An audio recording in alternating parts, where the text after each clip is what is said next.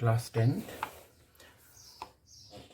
कल के जो हमारे मैनेजमेंट ऑफ नेचुरल रिसोर्सेज वाले चैप्टर के जो क्वेश्चंस थे, दो क्वेश्चंस हमने आपको कल दिए थे। एक हमने आपको क्वेश्चन बताया था कि आपने रिसोर्सेज जो है नेचुरल रिसोर्सेज उनको डिफ़ाइन करना है और फिर उसकी क्लासिफिकेशन करनी है। क्वेश्चन नंबर 2 हमने जो आपको बताया था वो ये था कि मैनेजमेंट ऑफ नेचुरल रिसोर्सेज जो है वो मस्ट क्यों है, और उसमें 2 पॉइंट्स आपको समझाए थे कि नेचुरल रिसोर्सेज को मैनेज करना ज़रूरी इसलिए है ताकि उनका इक्विटेबल डिस्ट्रीब्यूशन हो सके, यानी आज की डेट में दुनिया के हर इंसान तक वो प्रॉपरली पहुंच सकें। और दूसरा मैंने कहा था कि लॉन्ग अवेलेबिलिटी उनकी पॉसिबल हो सके, आने वाली जनरेशन भी उन्हें यूज़ कर सके। पीछे के जो यूनिट्स हमने पढ़े हैं और ये लास्ट के जो यूनिट हैं, लास्ट का जो यूनिट है, उनमें और इसमें एक डिफरेंस है। उनमें हम यूनिट ख़त्म करने के बाद फिर टेक्सचुअल क्वेश्चंस पे आते थे। इसमें हम लोग साथ साथ में टॉपिक और साथ साथ में टेक्सचुअल क्वेश्चंस भी लेंगे।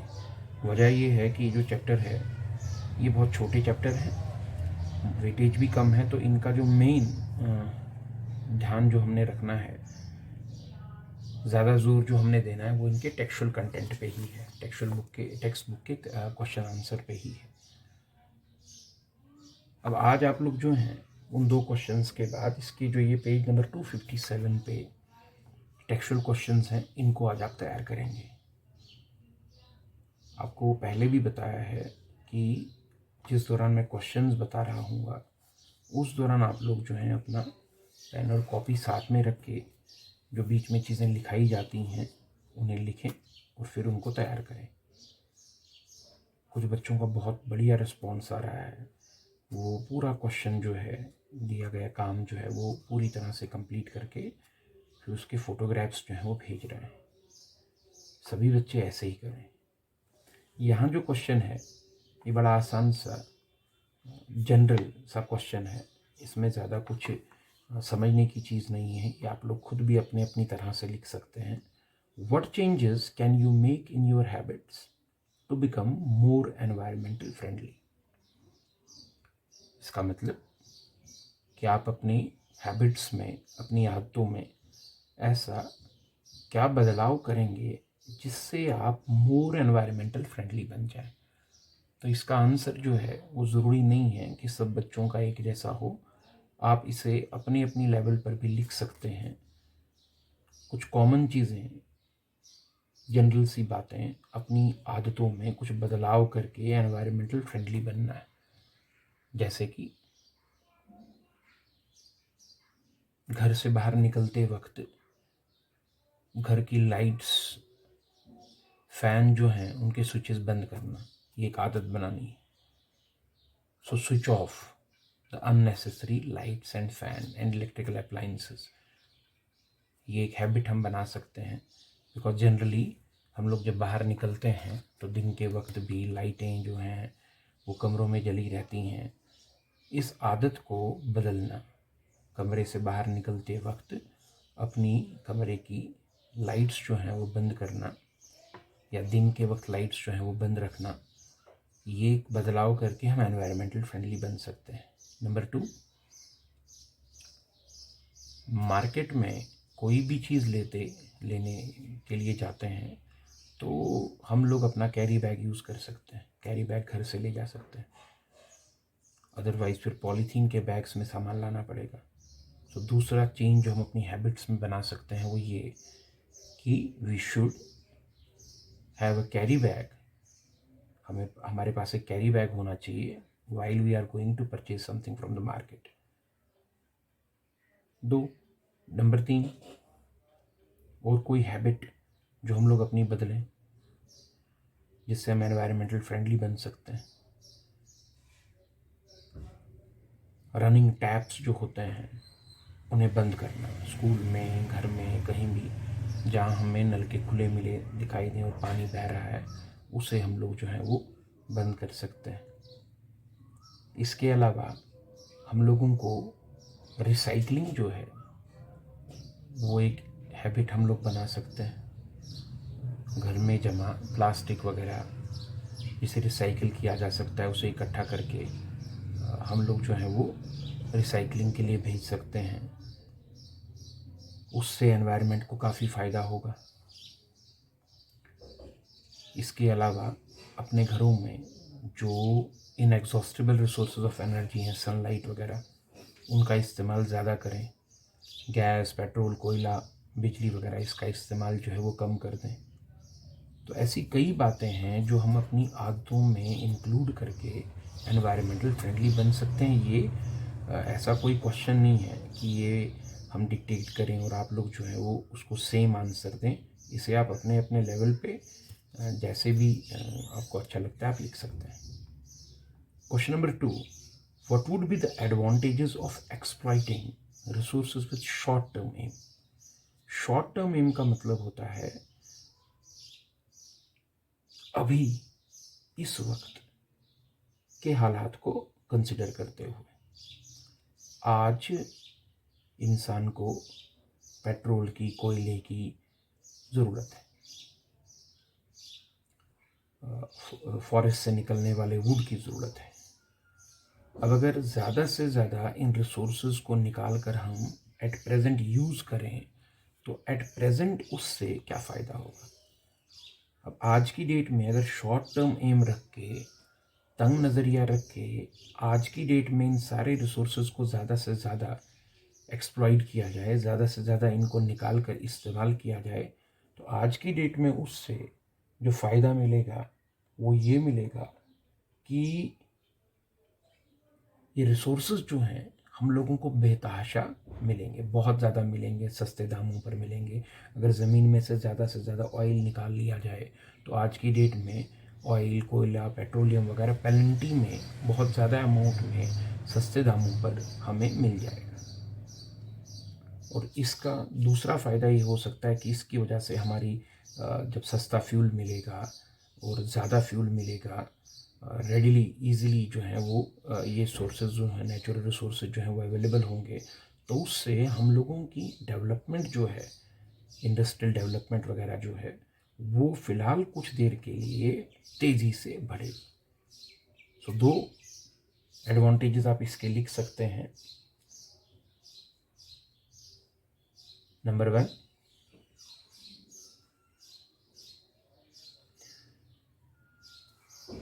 exploiting natural resources with short-term aim.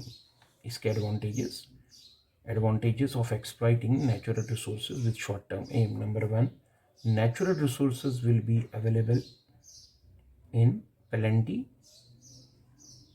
and at low cost. Number 2, दूसरा फायदा जो इसका हो सकता है, there will be rapid industrialization and development. फिलहाल कुछ देर के लिए बड़ी तेज़ी से तरक्की होगी और फिलहाल कुछ देर के लिए नेचुरल रिसोर्सेज प्लेंटी में और सस्ते दामों पर हमें मिल जाएंगे। ये शॉर्ट टर्म एम्स दिमाग में रख के अगर नेचुरल रिसोर्सेज को निकाला जाए तो how would, question number 3, how would these advantages differ from the advantages of using a long term perspective in managing our resources. लेकिन अगर हम शॉर्ट टर्म एम दिमाग में न रख के, बड़ी सोच रख के, फ्यूचर का सोच के इन्हें इस्तेमाल करें, कंजर्व करें, बचाएं, तो उससे क्या होगा। बेशक उससे अगर हम इन रिसोर्सेज को कम इस्तेमाल करें, समझदारी से इस्तेमाल करें, तो उसके फ़ायदे ये होंगे कि एक तो ये नेचुरल रिसोर्सेज जो हैं वो कंजर्व होंगे, बचेंगे।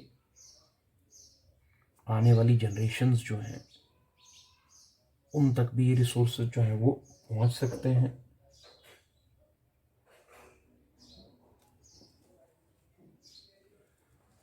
और इको फ्रेंडली, एनवायरमेंटल फ्रेंडली जो है हम लोग हो सकते हैं। तो 2 इसके पॉइंट्स जो हैं वो ये आ सकते हैं कि advantages of using natural resources with long term perspective या long term aim. Number one, the natural resources will last longer or will be available to future generations also. And number two, by doing this, we can protect our environment. हम environment को बचा पाएंगे. environment को industrialisation वगैरह जो है उसकी वजह से, रैपिड इंडस्ट्रियलाइजेशन की वजह से जो पोल्यूशन होगा उससे थोड़ा बच सकते हैं, उसको कम कर सकते हैं. Question number 4, why do you think there should be equitable distribution of resources. Equitable distribution का मतलब क्या होता है कि जो नेचुरल रिसोर्सेज हैं वो बराबर बराबर हर जगह पर हर इंसानों तक पहुँचे. What forces would be working against the equitable distribution of our resources? तो इक्विटेबल डिस्ट्रीब्यूशन जो है वो बहुत ज़रूरी है. दुनिया में नेचुरल रिसोर्सेज जो हैं वो अलग अलग जगहों पर अलग अलग हैं. कहीं कोयला ज़्यादा है, कहीं पेट्रोल ज़्यादा है, कहीं किसी किस्म का फूड तैयार होता है, कहीं किसी किस्म का अनाज तैयार होता है. हर जगह पर हर चीज़ नहीं बनती. इक्विटेबल डिस्ट्रीब्यूशन अगर होगा तो दुनिया में जो भी नेचुरल रिसोर्सेज हैं they will be available to all, वो सबको मिलेगा. Equitable distribution is necessary because by equitable distribution natural resources will be available to all individuals on this earth. हर एक इंसान, हर एक जगह, हर एक मुल्क तक वो रिसोर्सेज जो है वो पहुंच सकते हैं. अगर इक्विटेबल डिस्ट्रीब्यूशन ना हो तो किसी जगह पर ऑयल जो है उसका भंडार होगा, वो ढेर सारा होगा, और किसी जगह पर जो है ऑयल का नामो निशान नहीं होगा. तो चीज़ें किसी जगह पर कोई नेचुरल रिसोर्स प्लेंटी में होता है तो दूसरी जगह पर वो नहीं होता है. अब अगर इक्विटेबल डिस्ट्रीब्यूशन हो तो वो नेचुरल रिसोर्स जो है इक्वली सब तक पहुंचेगा. इसको ऐसे भी समझा जा सकता है कि मान लीजिए किसी एरिया की वाटर सप्लाई है, पर्टिकुलरली उस एरिया में कोई पर्टिकुलर हिस्सा है, कोई पर्टिकुलर एरिया है, वहाँ पर वाटर जो है वो इतना ज़्यादा सप्लाई होता है कि वहाँ की नीड्स जो हैं वो फुलफ़िल हो जाती हैं, एक्स्ट्रा वाटर बच जाता है, ड्रेन्स में जो है फालतू में बहता है, और वहीं दूसरे किसी एरिया में वाटर जो है वो पीने के लिए भी नहीं. उन लोगों को पीने का पानी हासिल करने के लिए कई किलोमीटर तक पैदल चलना पड़ता है. इस चीज़ से बचने के लिए नेचुरल रिसोर्सेज का इक्विटेबल डिस्ट्रीब्यूशन बहुत ज़रूरी है ताकि नेचुरल रिसोर्सेज दुनिया के, so that natural resources will be available to all individuals at in all parts of the world. लेकिन क्या ऐसा हो पा रहा है? नहीं. काफ़ी सारी ताकतें ऐसी हैं जो equitable distribution of natural resources जो है उसके खिलाफ काम कर रही हैं. इसमें पोवर्टी है. पोवर्टी एक बहुत बड़ा फैक्टर है. पॉलिटिकल,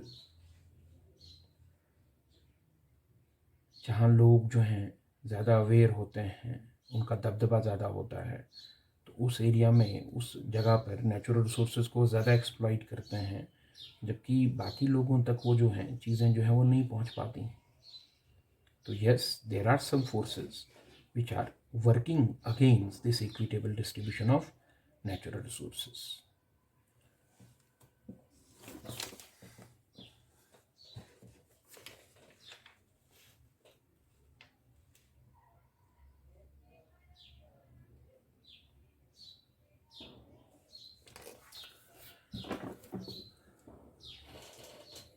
इन चारों क्वेश्चनों के आंसर जो हैं आप आज ऐसे जैसे मैंने बताया इन्हें तैयार करेंगे.